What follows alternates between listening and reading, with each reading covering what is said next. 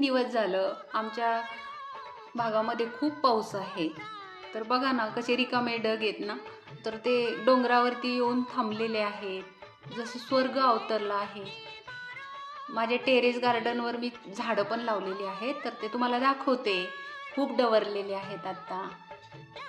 टेरेसशिवाय मी तर स्वतः जगूच शकत नाही. मी दिवसातून 3 ते 4 वेळा टेरेसवर येते. ते झाडं पाहून मला खूप प्रसन्न वाटतं. काही दुःख असतील, टेन्शन असतील तर मला विसरायला होतं.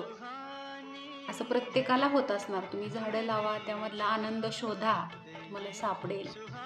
इतर सुखांमध्ये झाड आलं, झाड छान टवटवीत फुललं, त्याला फुलं आली, फळं आली, खूप छान वाटतं बघायला त्याच्याकडे.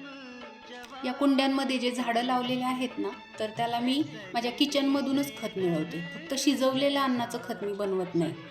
तर जे भाज्यांचे देठं आहेत, टरफलं आहेत, तर ते मी कुजवते एका डब्यामध्ये आणि त्याचंच खत मी झाडांना वापरते. माझ्याकडे माती अपुरी आहे कारण आम्ही शहरात राहतो ना, तर मग मी निम्मं खत किचनचं आणि माती असं मिळवते. सध्या तर मी काहीही त्याच्यावर फवारण्या वगैरे मारत नाही.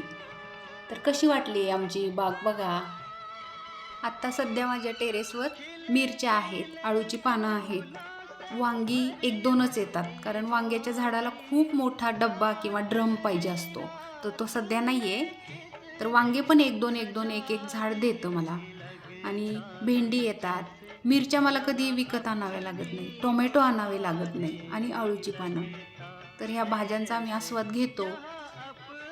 माझा हा व्हिडिओ तुम्हाला आवडला असेल तर सबस्क्राईब करा, लाईक करा आणि तुम्हाला कुठल्याही विषयावर व्हिडिओ बनवावं असं वाटत असेल तर मला कमेंटमध्ये नक्की सांगा. आम्ही व्हिडिओ तुमच्यापर्यंत घेऊन येऊ.